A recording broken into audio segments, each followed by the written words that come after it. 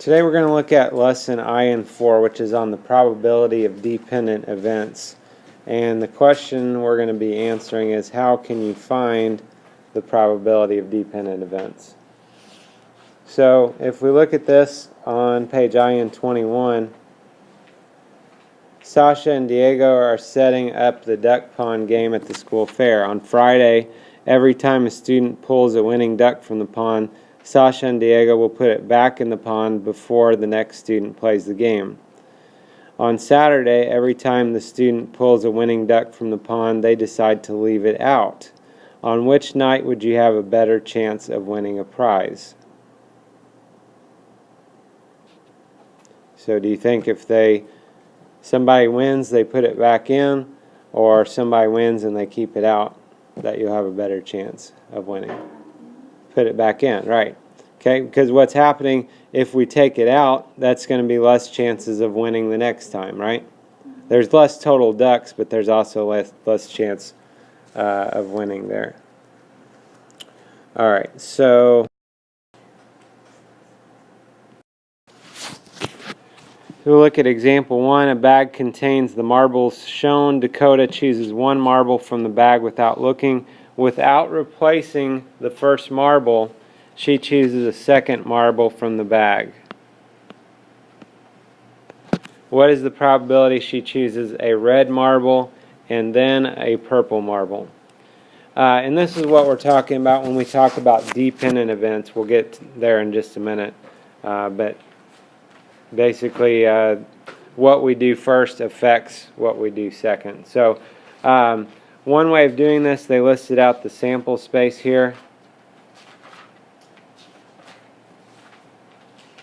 So options for our first marble,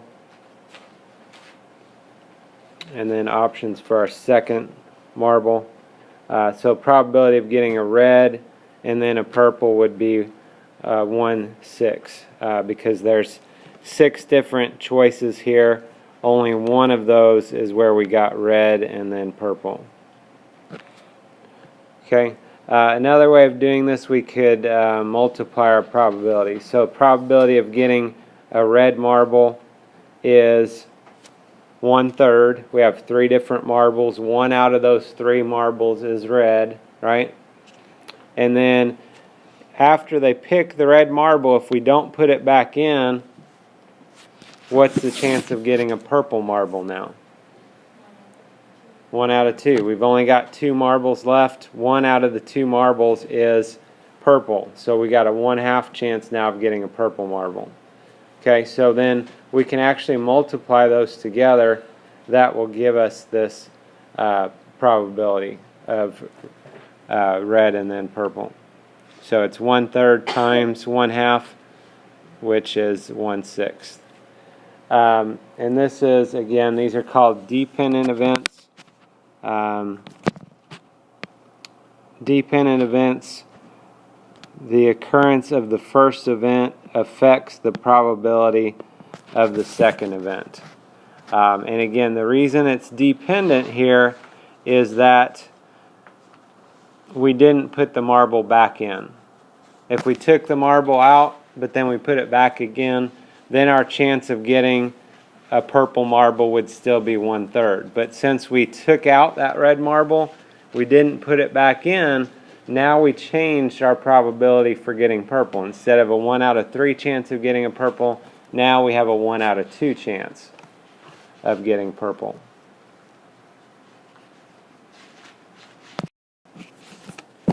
Look at example 2. Phil and Marie are among 6 students who are eligible for the drawing for one of 2 tickets to a baseball game. One name will be drawn at random from the 6 names.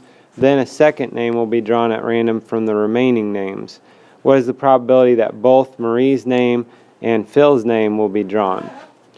So, first of all, we're just checking out what's the chance that one of their names would be drawn. So, in other words, what's the probability either Phil or Marie will have their name drawn?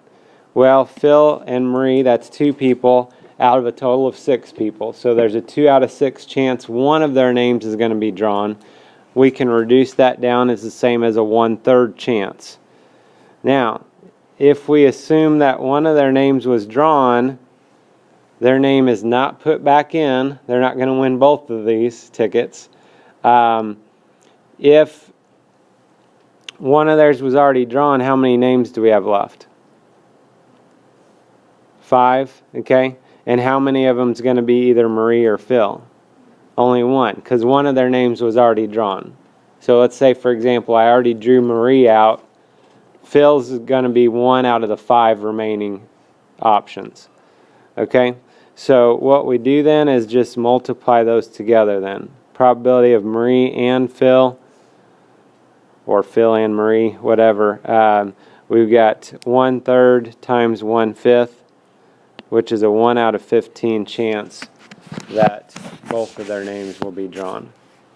So it's 1 out of 15. The book points out that's about a 7% chance. So not real great, but definitely way higher than our chance of winning the lottery.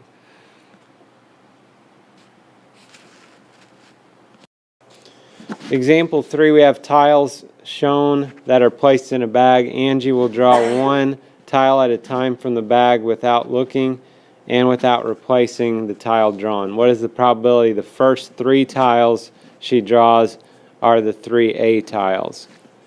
So if we look at this to start out with, probability of us drawing an A, there are 3 A tiles out of a total of 11. So the chance of us getting an A tile to start would be 3 out of 11.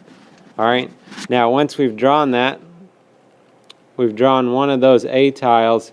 Now we only have 2 A tiles left. Also, instead of 11 tiles, we have 10. So the next time, our chance of getting an A tile would be 2 out of 10, or you could reduce that to 1/5 if you want.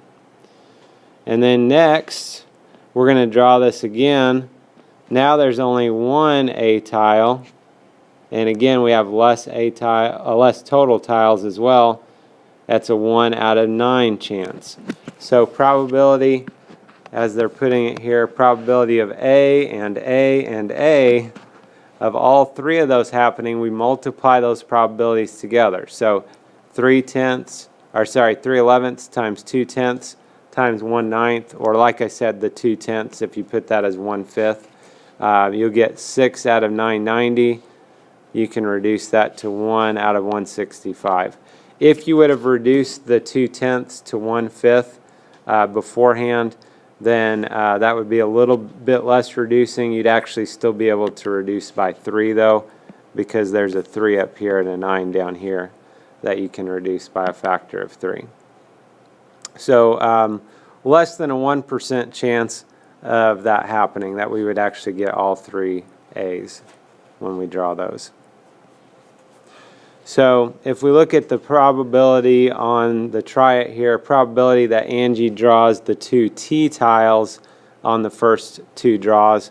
If we go back again, looking at our original tiles here, probability of getting both of the T tiles.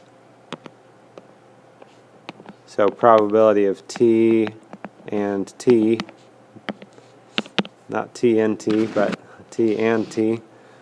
How many T tiles do we have? 2. And how many total?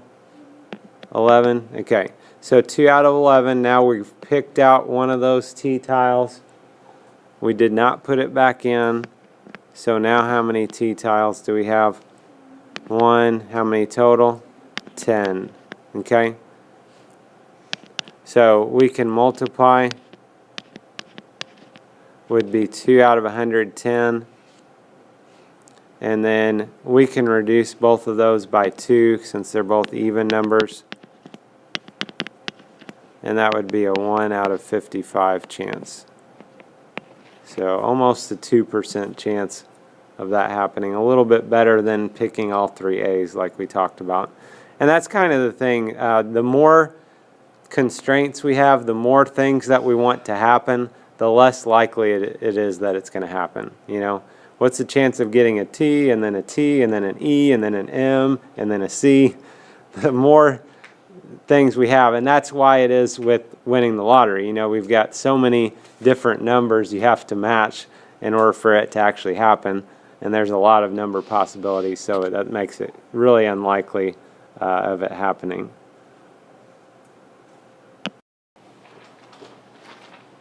So look at the key concept again is just reminding us that the events are dependent if the outcome of the first event affects the outcome of the second, which again is going to be basically we take something out and we don't put it back.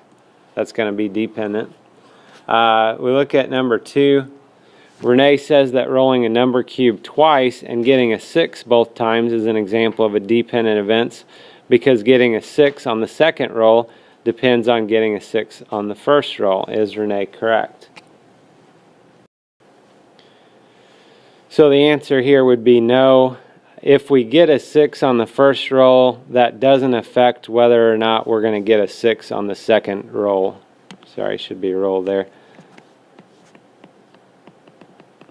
We still have the 1 6 on the dice, so we've got a 1 out of 6 chance of rolling a 6 each time that we roll the dice there.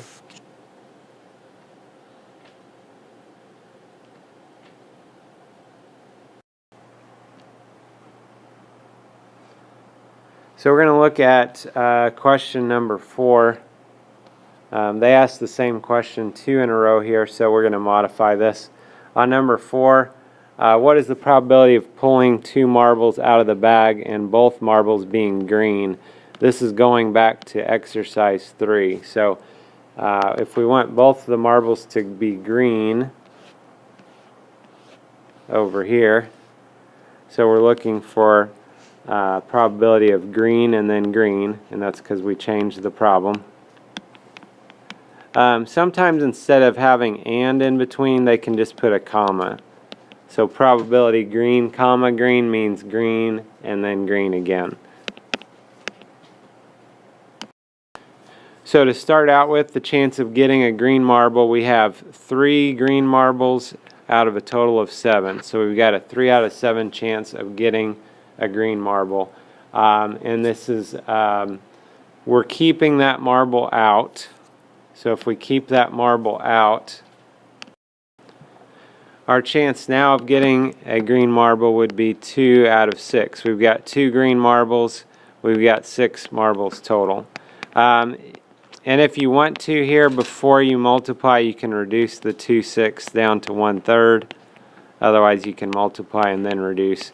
That would be 3 out of 21, and we can reduce that actually by 3 down to 1/7. So there's a 1/7 chance of us getting a green marble and then another green marble.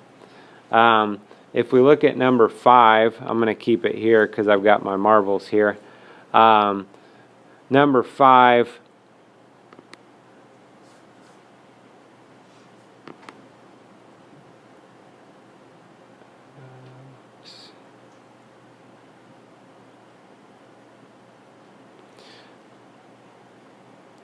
we'll imagine that the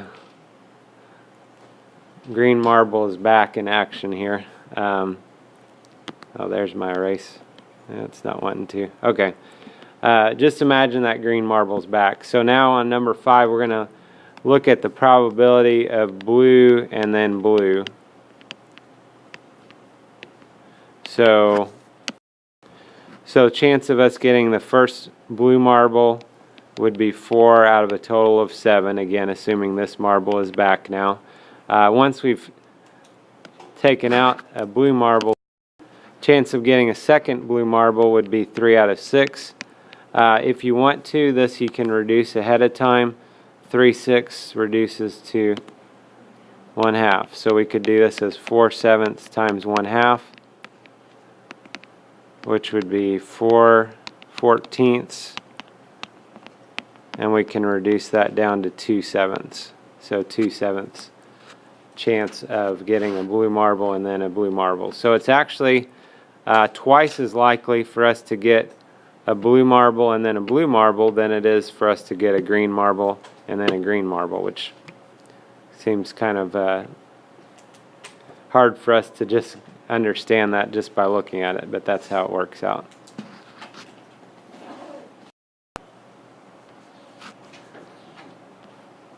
Number 6 asks, if the first marble is not replaced after it is pulled out of the bag, what is the probability of pulling out one green marble and then one blue marble? So this would be similar idea, only we're doing probability of green and then blue. So green, we had how many green marbles? 3 out of 7. And then if we don't put that in, we keep that green marble out. How many blue marbles do we have? 4 out of 6. Okay? We're kind of starting from scratch here. Everybody get that? Starting from scratch, and then we picked out a green, we kept it out, and then we picked out a blue. The 4, 6, if you want to reduce that to 2/3, you can. And then you multiply, is 6 out of 21. Then we can reduce those both by 3, would be 2/7.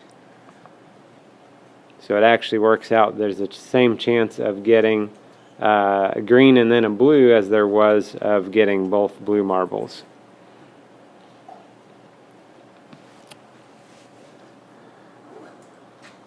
We look at number 7. Rashid is shown 5 envelopes, 2 of which contain a prize. If he is permitted to choose 2 envelopes, what is the probability he will win both prizes? So we've got 5 envelopes. If you guys want to, on something like this, if you want to draw a picture here, maybe give you a visual of what's happening. We've got 5 envelopes. 2 of them have the prize. Okay, so whatever, P for prize if you want. So if he gets to choose 2 envelopes, what's the probability he's going to win both prizes? So probability of a prize and then a prize. So first of all, the chance of him picking a prize first would be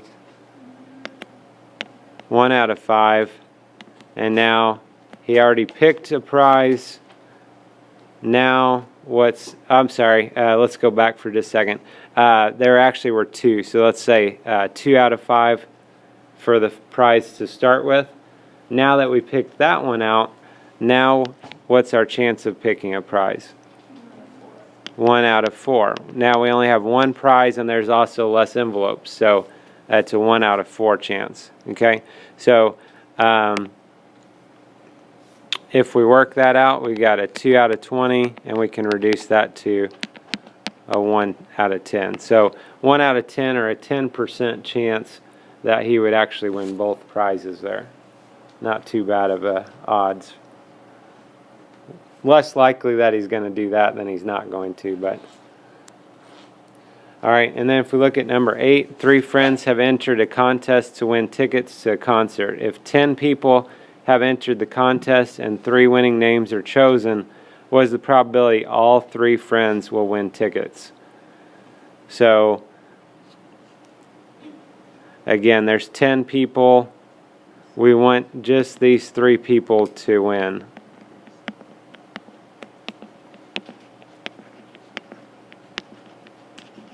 Okay, so let's say person 1, person 2, person 3. Those are the ones we want to win. So, or if you want to do letters, sometimes people get less confused if we do letters than numbers there.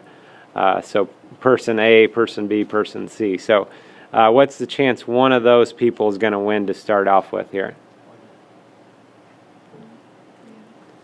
There's 3 people out of 10 to start with, okay?